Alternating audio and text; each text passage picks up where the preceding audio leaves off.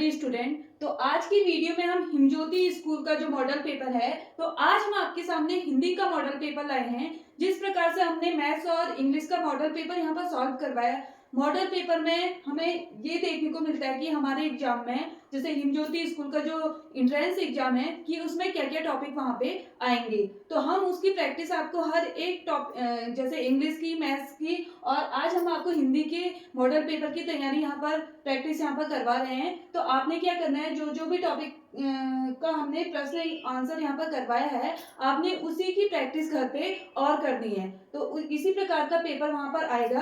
Paper जो है वहाँ पर क्या होता है, रिटन होता है। तो आपने शुद्ध हैंड राइटिंग में वहाँ पर क्या करना है, अपना आंसर लिखना है। जितना अच्छा आप लिखोगे, जितनी सुंदर राइटिंग आप वहाँ पर बनाओगे, उतने अच्छे मार्क्स आपको मिलेंगे वहाँ पे। पहला प्रश्न हम देखते हैं, यहाँ पर है निम्नलिखित मुहावरों का अर्थ लिखकर वाक्य बनाएं। तो वहां पर आपको मुहावरे दिए होंगे, कुछ एक या दो मुहावरे दिए होंगे, उसका आपको क्या अर्थ बताना है। अर्थ के साथ साथ आपको वहां पे उस मुहावरे का वाक्य प्रयोग भी करना है। तो यहाँ पर जैसे हमने पहला मुहावरा लिया है, मुंह में पानी आना। तो मुंह में पानी आने का मतलब है वहां पे जी ललचाना। जी ललचाना या तीव्र इच्छा, किसी भी चीज की तीव्र इच्छा। जैसे हमें मिठाई खाने का मन करता है तो हम यहाँ पर वाक्य प्रयोग करेंगे, गर्मा गर्म जलेबी देखकर बच्चों के मुंह में क्या आ गया, पानी आ गया। तो इस प्रकार का वाक्य प्रयोग आपको वहां पे करना है। अगला है यहाँ पर मुहावरा है खून पसीना एक करना। तो खून पसीना एक करने का अर्थ हो गया खूब मेहनत करना।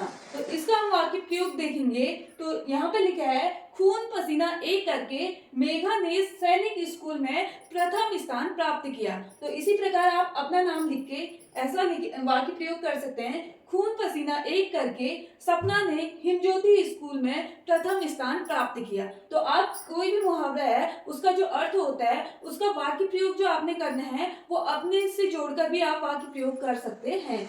अगला है यहाँ पर अनेक शब्दों के लिए एक शब्द। तो इस प्रकार का प्रश्न भी आपको वहां पे देखने को मिलेगा, अनेक शब्दों के लिए एक शब्द। तो आपने क्या करना है, हमने यहाँ पर तीन दे रखे हैं, तीन प्रश्न दिए हैं। तो आपने क्या करना है, अधिक से अधिक प्रश्नों की जो है तैयारी या प्रैक्टिस आपको करनी है। तो आपके पास जो भी बुक अवेलेबल है, तो आप उस बुक से अनेक शब्दों के लिए एक शब्द और भी है बुक में, नोटबुक में, तो आपने रोज 10 इस प्रकार के प्रश्नों को वहां पे देखना है और उनको याद करना है। तो यहाँ पर देखेंगे, पहला है जिसका कोई शत्रु ना हो। तो जिसका कोई शत्रु ना हो उसके लिए एक शब्द आएगा यहाँ पे अजात शत्रु। तो इस प्रकार आपको इन प्रश्नों को हल करना है। तो अगला है जो बहुत बोलता है। तो उसके लिए एक शब्द होगा यहाँ पर वाचाल। वाचाल, जो बहुत बोलता है उसके लिए एक शब्द हम कहेंगे तो उसे हम कहेंगे वाचाल। और अगला है यहाँ पर जो दूर की सोचता है। जो दूर की सोचता है उसके लिए एक शब्द होगा यहाँ पर दूरदर्शी। दूरदर्शी। अगला प्रश्न यहाँ पर दिया गया है, क्वेश्चन नंबर 3 यहाँ पर दिया गया है, दिए गए वाक्य के सामने काल लिखो। तो काल आपको पता होना चाहिए, काल जो है तीन प्रकार के होते हैं। एक होता है वर्तमान काल, दूसरा होता है भूतकाल और तीसरा होता है भविष्य काल। अब हम देखेंगे जो वर्तमान काल होता है, जिसमें हम अभी जो कर रहे हैं, प्रेजेंट टाइम पे हम कर रहे हैं, तो उस समय की बात की जाती है तो उसे कहेंगे वर्तमान काल। और इस वाक्य को हम कैसे पहचानेंगे, जिस वाक्य के अंत में रहा है, रही है, रहे हैं आता है, तो उसे हम कहेंगे वर्तमान काल। और दूसरा है भूतकाल। भूतकाल जो हमारा बीत गया है, तो उन वाक्यों की पहचान करेंगे हम जिस वाक्य के अंत में आएगा था, थे, थी आएगा, वो होता है भूतकाल। और लास्ट होता है भविष्यकाल। भविष्यकाल जो आने वाले समय की हम बात करते हैं, तो उसे हम कहेंगे भविष्यकाल। तो उसकी पहचान हम करेंगे गा गे गी, वाक्य के अंत में आएगा गा गे गी, तो वो होगा भविष्यकाल। अब हम देखते हैं यहाँ पे दुकानदार फल बेच रहा है। तो रहा, रही, रहे आता है जहां पर, वो होता है वर्तमान काल। वर्तमान काल। तो यहाँ पर रहा, रही, रहे हैं, तो ये हो गया हमारा वर्तमान काल का वाक्य हो गया है। अगला हम देखेंगे, अगला सेंटेंस हमारे पास है हम कल बाजार जाएंगे। तो वाक्य के अंत में आ रहा है गागेगी, तो ये है आने वाले समय की हम बात कर रहे हैं, जिसके अंत में गागेगी आएगा, वो होगा भविष्यकाल। भविष्यकाल। इसी प्रकार आपको और भी वाक्यों की प्रैक्टिस आपको अपने घर पे करनी है। तो इसमें बस लास्ट में यही देखना है, रहा रही रहे आएगा तो हो जाएगा वर्तमान काल, गा गे गी आएगा तो भविष्य काल, था थे थी आएगा तो वो हो जाएगा भूतकाल। अगला क्वेश्चन है, दिए गए शब्दों के पर्यायवाची लिखो। पर्यायवाची शब्द क्या होते हैं जिनका अर्थ क्या होता है, सेम होता है। जितने भी शब्द हैं उनका अर्थ क्या होगा, सेम होगा। तो इस प्रकार का भी आपको प्रश्न वहां पे देखने को मिलेगा। जैसे यहाँ पर है वन, तो वन का और पर्यायवाची क्या होगा, वन को हम क्या बोलते हैं, और जंगल, तो वन को बोलते हैं हम जंगल। और अगला क्या बोलते हैं, वन को हम कानन, वन को हम कानन शब्द भी बोलते हैं। वन के लिए कानन शब्द का प्रयोग भी किया जाता है। और एक हो गया अरण्य, अरण्य शब्द भी जंगल के लिए प्रयोग होता है। अब वहां पे आपको जितने भी शब्द, जैसे यहाँ पर वन के दो पर्यायवाची लिखने हैं तो आप दो पर्यायवाची ही लिखेंगे।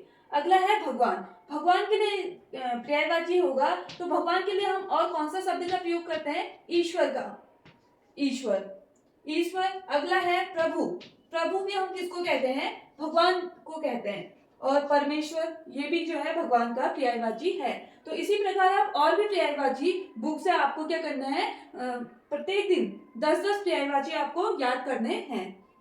अगला है लिंग बदलिए। अब क्या है, जेंडर, जेंडर जैसे ऊंट, ऊंट हो गया यहाँ पर मेल, तो ऊंट का यहाँ पर पर्यायवाची हो जाएगा ऊंटनी, ऊंटनी, नी जो यहाँ पर आएगा वो आएगा बड़ा, ऊंटनी। अगला है सुनार, सुनार का जो लिंग चेंज करेंगे हम, जो स्त्रीलिंग हो जाएगा यहाँ पर सुनारिन, सुनारिन जो है फीमेल के लिए सुनारिन शब्द का प्रयोग होगा।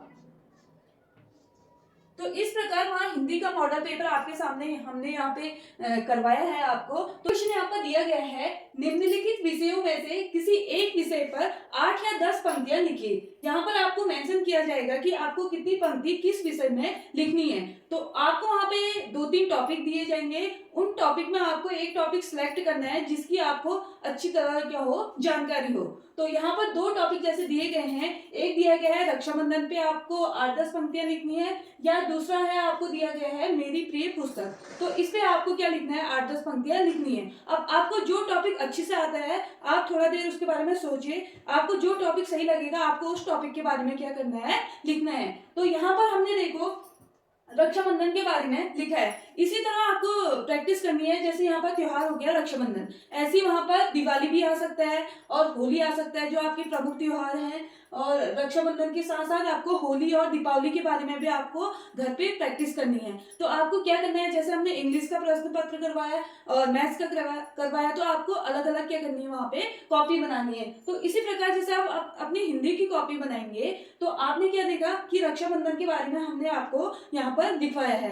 तो आपने क्या करना है, दिवाली के बारे में या होली के बारे में भी 8-10 लाइन आपको अपनी कॉपी में लिखनी है, ताकि आप क्या करें कि पेपर के एक दिन पहले आप जल्दी जल्दी रिकॉल कर लें, उस चीज को रिवाइज कर लें, जिससे आपको वहां लिखने में आसानी हो। मतलब वहां पे आपको सोचना समझना नहीं पड़ेगा, क्योंकि आपने क्या किया है, अपने घर से उस टॉपिक के बारे में प्रैक्टिस कर रखी है। तो हम देखते हैं यहाँ पर रक्षाबंधन के बारे में हमने यहाँ पर 8 लाइनें लिखी हैं। तो पहली लाइन हमने लिखी है, रक्षाबंधन जो है हिंदुओं का क्या है, प्रमुख त्योहार है। तो त्योहार तो दिवाली के बारे में लिखेंगे तो वहां पे भी यही वाला सेंटेंस आ जाएगा, ये वाला वाक्य आ जाएगा। और दीपावली के बारे में भी यही वाला वाक्य आप लिख सकते हैं। ये जैसे दिवाली का आएगा तो दिवाली हिंदुओं का प्रमुख त्योहार है, रक्षाबंधन हिंदुओं का प्रमुख त्योहार है, इस प्रकार से। अगला है, यह त्योहार हर वर्ष श्रावण मास की पूर्णिमा को बनाया जाता है। तो यह आपको याद करना पड़ेगा कि रक्षाबंधन कब बनाया जाता है, श्रावण मास की पूर्णिमा को मनाया जाता है। अगला क्वेश्चन है, इस दिन बहनें अपने भाई की कलाई में क्या बांधती हैं,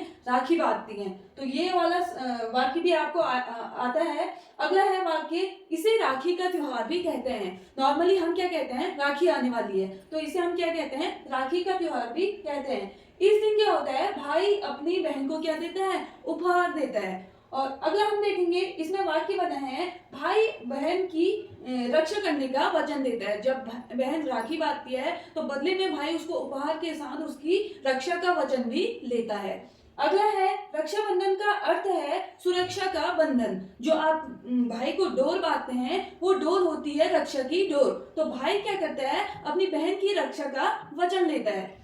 अगला है भारत में यह त्योहार बड़ी धूमधाम से मनाया जाता है। तो ये वाला वाक्य जो है आप हर किसी त्योहार में, जैसे कोई भी आएगा, दिवाली आएगी, होली आएगी, तो उसमें आप किसी में भी लिख सकते हैं इसको कि यह त्योहार, भारत में यह त्योहार, दिवाली हो चाहे होली हो चाहे रक्षाबंधन हो, बड़ी धूमधाम से मनाया जाता है। तो आपने क्या करना है, जो आपका पसंदीदा टॉपिक है उसको आपने वहां पे लिखना है। अब नॉर्मली आपने आपको कोई भी स्ट्रेस नहीं लेना है, आपने क्या करना है, नॉर्मली उस चीज के बारे में सोचना है। जैसे रक्षाबंधन है, रक्षाबंधन के दिन सबसे पहले हम क्या करते हैं, राखियों की खरीदारी करते हैं। इस दिन बहनें क्या करती हैं, राखियों की खरीदारी करते हैं। उसके बाद आप क्या करते हैं, सुबह उठ के दीप जलाते हैं, भगवान जी की पूजा करते हैं। उसके बाद आप राखी का त्योहार, भाई को क्या करते हैं, राखी बांधते हैं। राखी बांधने के बाद भाई क्या करता है, आपको उपहार देता है। उपहार देने के साथ साथ ही वो क्या करता है, रक्षा का वचन लेता है। तो इस प्रकार को आपको नॉर्मली सोचना है। जो जो आप घर पे प्रोसेस करते हैं रक्षाबंधन के दिन, वो लाइन आपने यहाँ पर लिख देनी है। निम्न शब्दों के विलोम शब्द लिखिए। तो विलोम शब्द आपको पता होगा, विलोम शब्द क्या होते हैं, जो शब्द यहाँ पर दिया गया है उसका उल्टा शब्द आपने लिखना है। तो इस प्रकार हमने यहाँ पर 3-4 विलोम आपको दे रखे हैं। इसी प्रकार आपको क्या करनी है, जिस भी नोटबुक से आप अपनी तैयारी कर रहे हैं, जिस भी बुक से तैयारी कर रहे हैं, तो उस बुक से आपको और विलोम शब्द की क्या करनी है, लिख कर प्रैक्टिस करनी है। तो यहाँ पर मैं देखते हैं। तो पहला है आदर। आदर का जो विलोम होगा अनादर। आदर का विलोम होगा अनादर। अगला जो विलोम शब्द है वो है यस। यस का विलोम होगा यहाँ पर अपयस। तो आपको विलोम शब्द क्या करने हैं, याद करने हैं, और ज्यादा से ज्यादा विलोम शब्द की आपको क्या करनी है, प्रैक्टिस करनी है। और यहाँ पर अगला विलोम है जड़। जड़ का विलोम होगा यहाँ पर चेतन। तो इस प्रकार आपने विलोम शब्द की तैयारी करनी है। हमसे जितना हो सकेगा हम यहाँ पे आपको और भी विलोम शब्द आने वाली वीडियो में आपको देंगे। तो आपको अपनी ओर से ज्यादा क्या करनी है, प्रैक्टिस करनी है। तो हमने तो आपको ये बता दिया कि देखो कि इस प्रकार का ऐसे आता है, इस प्रकार के विलोम शब्द आते हैं। तो बस आपको क्या करना है, बस इसके नीचे अपनी जो नोटबुक है और विलोम शब्द लिखने हैं, उन विलोम शब्दों को याद करना है।